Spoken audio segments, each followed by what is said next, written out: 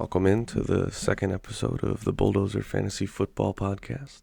Happy to have everyone in. Excited that people are actually listening. Got a few questions on last episode, and I'm just absolutely, ecstatic that I've got support right away with this thing. I've got a few, got a lot to cover today, more than I expected in the off season, and I think you guys will be excited about it. Got news notes, rumors. I've got a league that I'd like to break down for you. It's a 10-man IDP league. I've got my top 5 rookie quarterbacks, and then I've also got the mailbag that I definitely want to hop into and kind of go over with you guys, because you've got some good questions for sure. But starting with the news notes and rumors, we've got some unfortunate news right now with Joe Mixon. He's looking at aggravated menacing charge being refiled. I'm not, obviously an expert with the law, but I don't expect that to be good. And the Bengals have also been rumored to be shopping him around. So I'd potentially be moving on from Mixon. If you can get him for, out for the right price, maybe move on from him in a dynasty format, because he's also getting a little older and his team's moving on from him. He does have some name value, but I would definitely make the move before the Bengals get into this draft and find somebody that they do like. Another bit of good news for me personally, we've got Trey Lance doing off-season work with Patrick Mahomes of all people. So, I didn't think I'd be able to get re-excited for Lance, but, we've got the Bison jersey on. We're excited for Lance. We're hoping that he figures out how to throw that thing accurately, and, maybe he doesn't have to rely on his legs nearly as much. But for right now, I'm going to temper my expectations. I do have him in all 4 leagues, so I'm trying to make sure that I don't get too jazzed up about it. But right now, I'm just trying to maybe make sure that, he's just healthy. That's all I really want. I just want him healthy this year. But another bit of interesting quarterback news. Mac Jones is apparently being shopped by the Patriots. This is a little concerning because they've already shown that Billy Zappi is perfectly capable of running the offense they want to run, and they don't believe in Jones. They've benched him for Zappi. Jones has been injured. They just don't like Jones, I guess. I don't know what it is, and now you've got rumors that he's being shopped. I just think the tea leaves aren't really, really good for Jones, so I'd personally be shopping Mac as well. And the Patriots rumors of getting Lamar and are also out there, so maybe that would incorporate a deal with Mac Jones, and maybe then he would be the signal caller for the Ravens, and he still has some value in that case. But I'd rather be safe. I don't want the middling quarterback, Mac Jones, right now. I would shop him and see if any quarterback needy team would be willing to maybe trade for him, and they believe in him more than you do. But and then Lamar is also rumored to potentially be traded during the draft to the Colts or to the Patriots. He's being shopped, obviously, with everything that's gone on.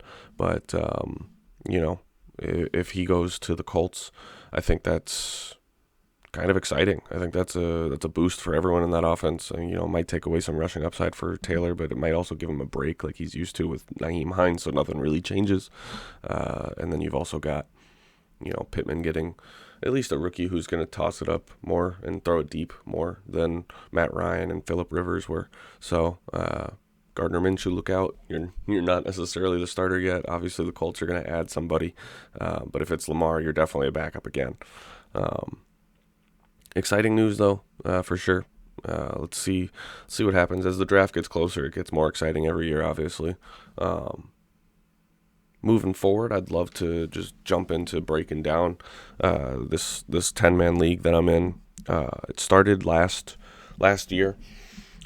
So we did the startup last year, and we included the rookies in that draft, and I kind of hopped on the train of building very young. I got lucky with a few of my hits, and a lot of the other people in the league it's only a 5-year commitment league, so I think a lot of them were looking at that window. I was looking more so at like a normal dynasty window, and it just so happened to pan out for me where I've got a team that's obviously able to compete and be championship worthy within the next year or two, especially with this upcoming rookie draft. But it's an IDP league, so it's a little interesting.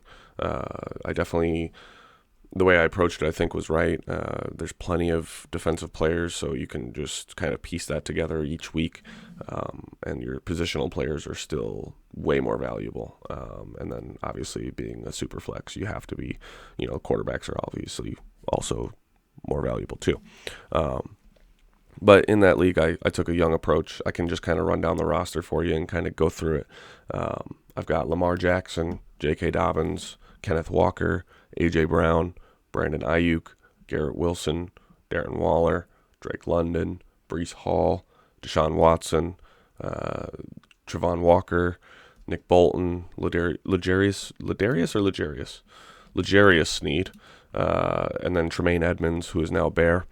And then it goes into my bench where it's Brock Purdy, Trey Lance, Zach Wilson, Zonovan Knight, Jalen Warren, Isaiah Pacheco, Paris Campbell, Sky Moore, Wan'Dale Robinson, Josh Palmer, Mecole Hardman, who is supposed to have a role with the Jets, they said, but fluff is fluff. Elijah Moore, David Njoku, Cole Kmet, Chase Young, Fred Warner, and Antoine Winfield. And then on my taxi squad, I've got Zamir White, Jerome Ford, Danny Gray, and Tyrion Davis-Price. But the more exciting part of this roster is obviously my picks. I have 3 first-rounders this year and 3 second-rounders next year, including the 101 and the 103. So I'm looking at obviously drafting Bijan and one of the top quarterbacks to kind of add to this team's depth at those 2 positions. Obviously, Lamar Jackson's a big question mark right now. I'm kind of concerned about what's going on with him. So, and then Bijan adding into a running back room that already has J.K. Dobbins, Kenneth Walker, Breece Hall, and Isaiah Pacheco is just going to be beautiful. So right now I'm looking at a very competitive roster. There's some other teams in this league that are just as competitive, and we can go through those more often in the future, but maybe closer to when the league is starting. I can give you a rundown of what I do leading up to the year, kind of look at my other teammates, not just my team, because you don't want just a tunnel vision of what you got going on. You want to look at what your league mates are doing. So I can kind of dive into what I do with my league as well. But that'll be later on. But so moving forward, we can kind of dive into, my top 5 rookie quarterback rundown. I always like to start it from the bottom. I do have some surprises. At number 5, I've got Will Levis, and you're probably thinking immediately, whoa, how is a top 10 quarterback or a mocked top 10 quarterback only number 5? But we've seen Josh Rosen before.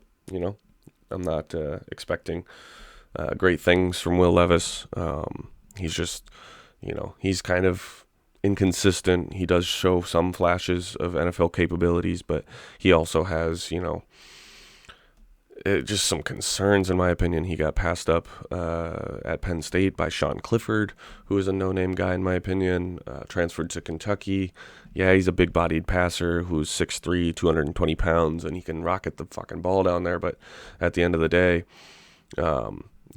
throwing far and hard isn't everything in the NFL. You got to be smart. You got to be mobile. You got to have good pocket awareness, and I don't see a lot of those things from him.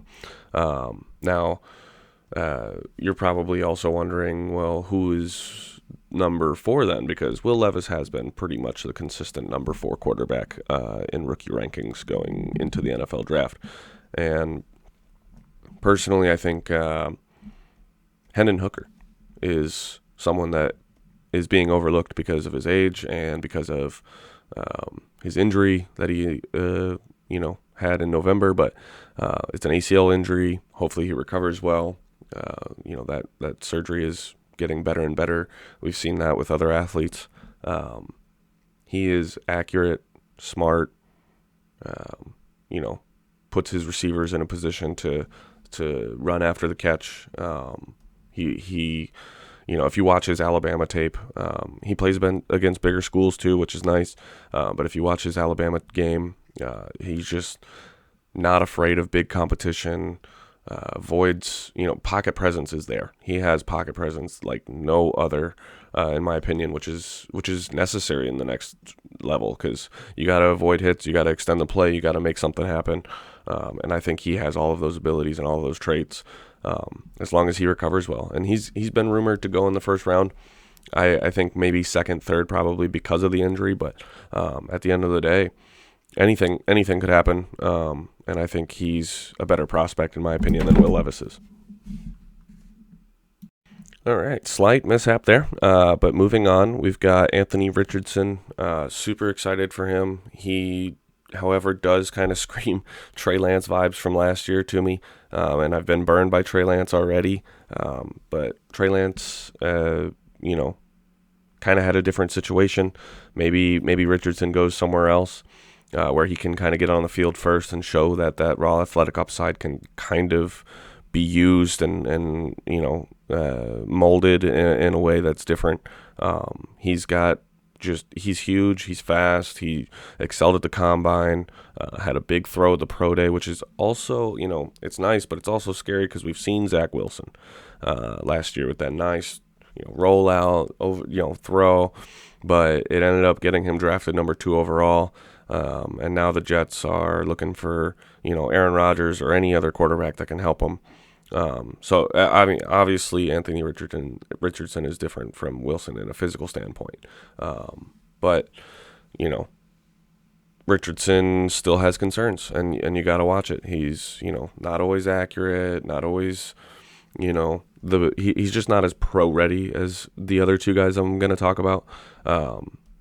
But he is exciting, and if he does, that rushing upside will make him fantasy relevant, regardless of, his passing inaccuracies. But it's just a means of whether or not he can figure it out enough to where the NFL lets him on the field long enough to produce. Because for fantasy, if you can rush like that, you're going to be great at the quarterback position. So that's why I can kind of see him being drafted ahead of these next 2 guys. But I also, if you're shooting for upside, but I would be safe and probably go with the next guy or one or 2 guys ahead of him before Richardson. Number 2, I've got Bryce Young. Bryce Young, personally, the size to me is a little bit of a concern. But at the end of the day, he's done it at Alabama. He's got great pocket presence, great pocket awareness. He could be the next, Drew Brees, who's a smaller pocket passer but still excels and still makes the weapons around him great. But I will say it is a little bit of a concern because a pocket passer for fantasy football is only as good as the weapons around you. So if he doesn't get drafted to a team with weapons, he's going to be sitting there waiting for, a weapon or a good O-line. Like if he goes to the Panthers, there's no weapons, there's no O-line, there's no CMC. They've got rid of DJ Moore. They don't. So, at the end of the day, it's, do you want to be drafting early in the draft again? Do you want to be in that 102, 103, 104 spot again? Because Bryce Young isn't going to excel until they surround him with talent, and they can't do so because of the trade that they made with the Bears. But if Bryce Young goes to the Texans, kind of a similar deal. Now they have more draft capital in order to surround him. It's a little bit better of a situation, in my opinion, than the Panthers, but still similar. You're going to have to wait. You're going to have to wait for production. So, and that's why I've got C.J. Stroud as my 1 over Bryce Young, because he does have that rushing upside. He's got, you saw it in the game against Georgia. C.J. Stroud just has the ability to move. He has the ability to rush if he needs to. And Ohio State has slowly started to flip the script on, their quarterbacks not being good at the NFL level, because now you've got Fields, you've got Stroud coming out, who's a good passer too. I expect him to be the number 1 pick for the Panthers and should be a starter for a long time in the league. So, draft him over Bryce Young, in my opinion. Draft him over Anthony Richardson, in my opinion. He is my number 1 quarterback, probably will stay as my number 1 quarterback unless if something crazy happens on draft night. And like I said, he won't have the weapons because he's going to the Panthers or the Texans, but he at least has the mobility to give him that rushing floor, whereas Bryce Young just doesn't have it. He's not as mobile. He's not like the Kyler Murray. He's not the, he's more of a pocket passer, whereas CJ Stroud is kind of flex. I can do it all kind of guy. If I need to, I can do this. But he obviously is a better passer than Fields. But at the same time, I think he's not as good of a rusher, if that makes sense.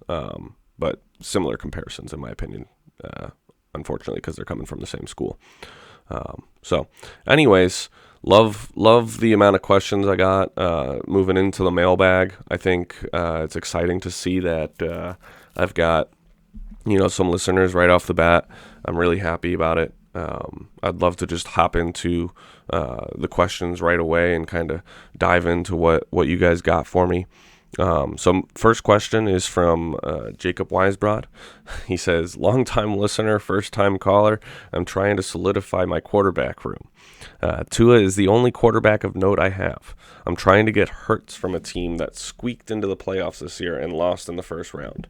His roster is not built to contend quite yet, and I offered Chris Godwin, Juju, the 109, the 203, and his second for the 24 season, but it was instant declined. How much more do I need to offer to get this done? Oof. And would swapping the 109 for the 103 or 105 be enough?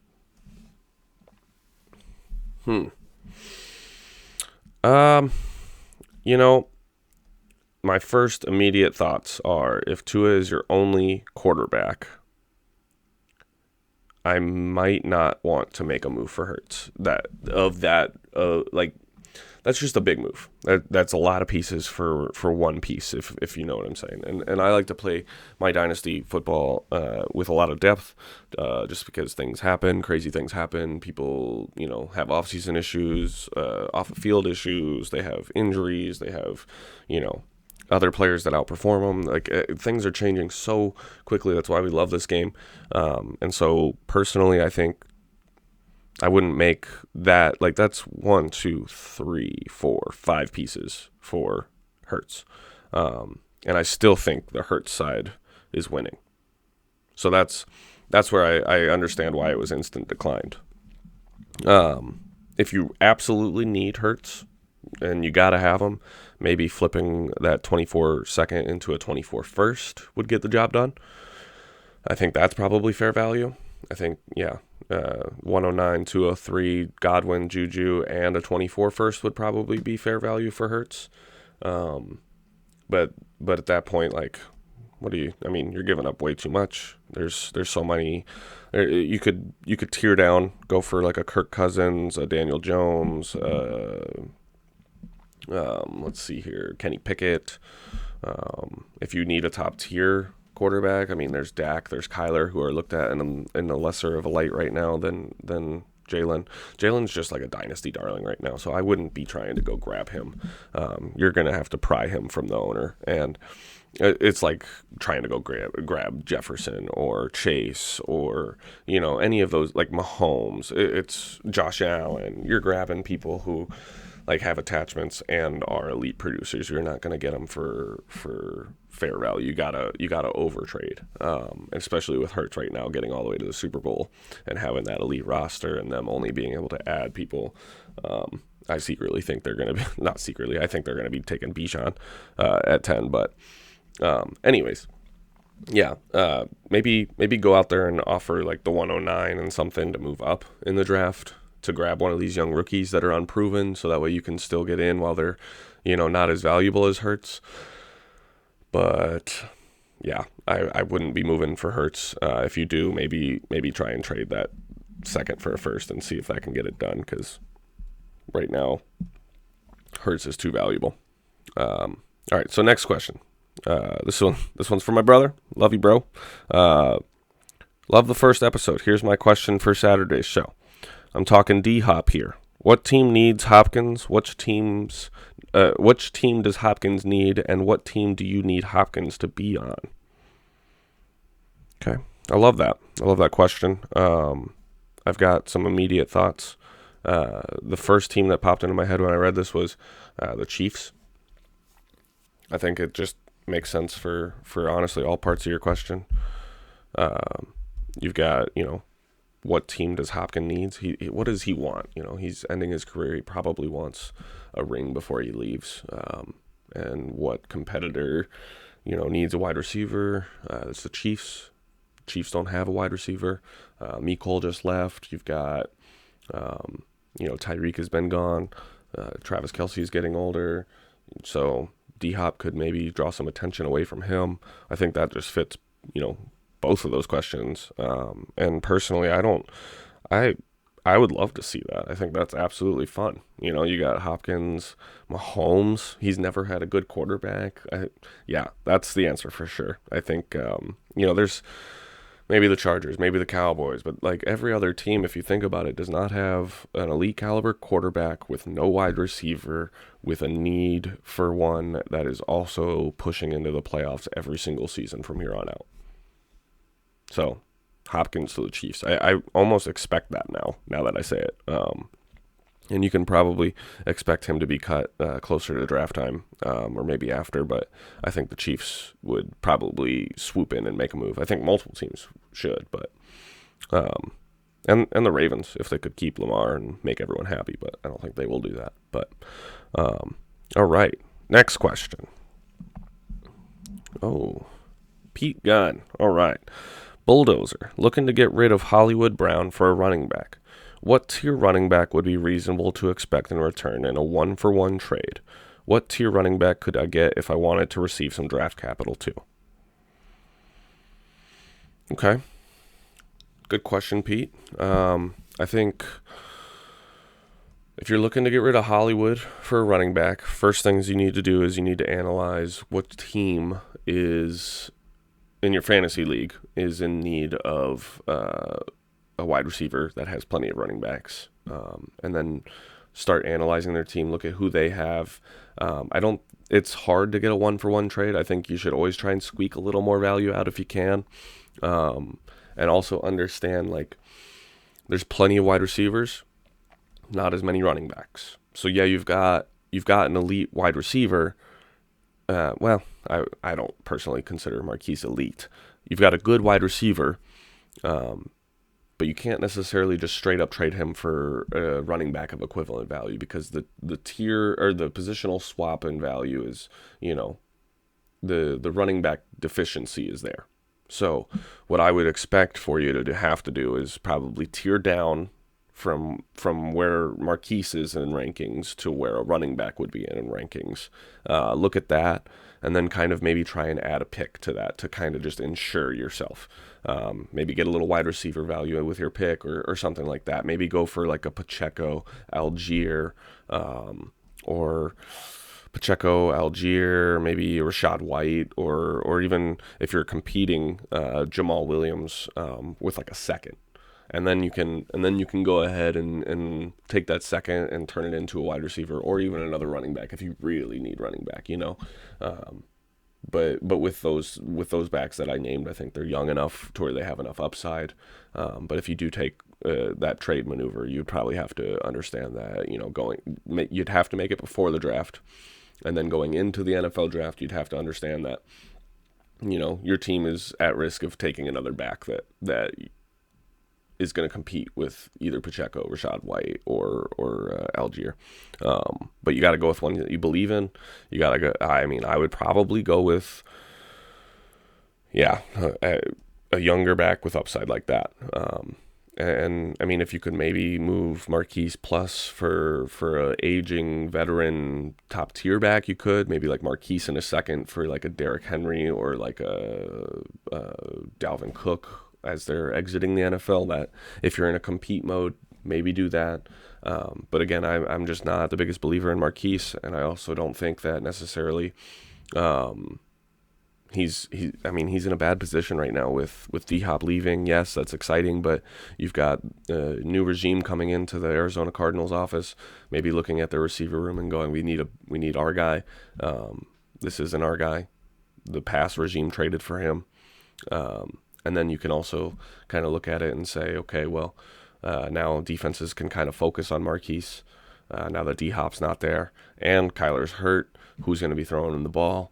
So if you are trying to make that trade, you might have to take a little bit of a value hit, or maybe hold until some good news comes and then capitalize. But for right now, that's what I got for you. All right. Next question is Mark Renfert.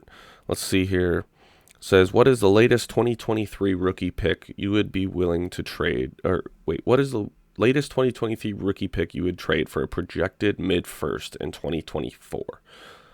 So not a team that is a powerhouse, but also not an obvious tanker. Okay. Great question. I think this is always a strategy every rookie draft. If you don't have the roster space, maybe you're kicking the can down the road, or you're looking to maybe flip your first round pick for an earlier one in next year's draft. Obviously, that's always the goal. I would personally say I don't like to do this. I like to take my pick. I like to get a player on my roster and then trade the player for a pick next year, or for another proven vet or something along those lines. I like to, maybe look at value a little differently. Picks are just so, you don't know what's going to happen. You don't know where players are going to land. You don't know exactly, who's going to fall to you because of your league mates. So what I'm thinking is maybe there's about 7 to 8 guys I like in this year's draft, depending on landing spot for one of them. So I'd probably be willing to trade the 108 to like the 112 for next year's first. Now, obviously, I don't think anyone's trading like their next year's first for a 112 or like a 111, unless if they're like absolutely desperate for a guy that they love, who's fallen in the draft. But if you could make that happen, yeah, absolutely do it. But again, if you're picking at the 108, why not just take, whoever falls, Will Levis, Quentin Johnston, Addison, Gibbs, whoever falls, whatever is at that pick, just take them. And then, as soon as they get any bit of good news, you can trade them for next year's first. A lot of people like that. Also, I would definitely not make this trade until you are on the clock, because you don't know what's going to happen with your league mates. Like I said, you don't know who's going to fall. You don't know who's going to be there at that pick. So maybe someone does fall and suddenly you have a bigger value. You can then maybe flip it for a different first, an earlier first, or you could just take a guy that you didn't think would be there that you're very excited for. So who knows what happens. So anyways, that's the last of my questions. Thanks for listening. I do appreciate everyone who's commented. Really appreciate the support. If you guys could just keep it up, that would be, awesome. Ask me any questions. I'm here for all of your concerns and your dynasty needs. But aside from that, if you'd like, subscribe, follow. I'm on Twitter at Bulldozer FF. And then you can just, hit the bell for when I'm, putting the YouTube videos up. But super excited to be doing this and really happy that I've got some listeners. I look forward to making some future content, and I've got some big things in the works, and I hope you guys keep listening. Thank you so much.